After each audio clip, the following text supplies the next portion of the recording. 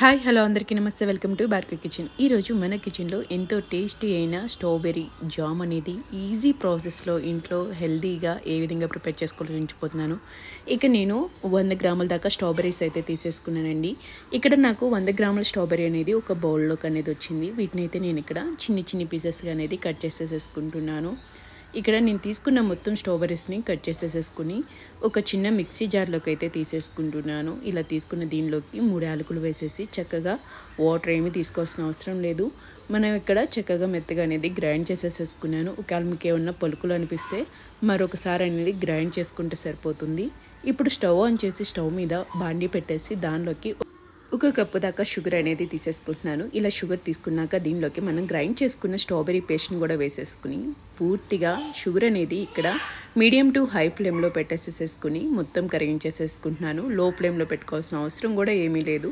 మనకి షుగర్ అనేది పూర్తిగా కరిగిపోవాలి. అదేవిధంగా మనకి షుగర్ పూర్తిగా కరిగిపోయి పైకి చక్కగా పొంగుతూ ఉంటుంది.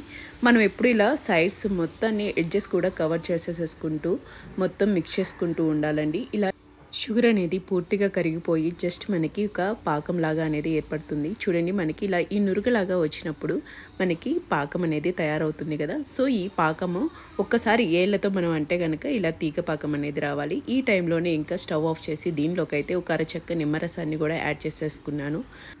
పాకం ఇప్పుడు లేతగా ఉండకూడదు, మరీను గట్టిగా అయిపోకూడదు. జస్ట్ మనకి మీడియంగా ఉండాలి, అంటే మనకి మధ్యస్థంగా ఉండాలి.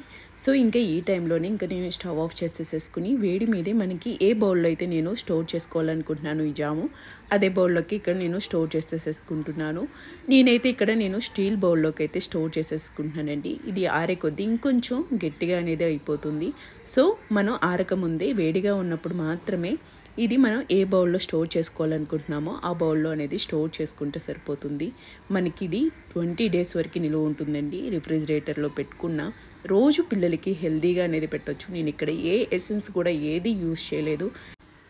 జామ్ నిలువ ఉండటానికి ఏ కెమికల్ కానీ ఏ ఫుడ్ కలర్ కానీ ఏది యూజ్ చేయలేదు. జామ్ ఆరే కొద్దీ ఇంకొంచెం గట్టిగా అనేది అవుతుంది. మనకి జామ్ బయట ఏ విధంగా అయితే ఉంటుందో అదే ఫ్లేవర్గా మనకి జామ్ కూడా అదే విధంగానే ఉంటుందండి ఆరే కొద్దీ.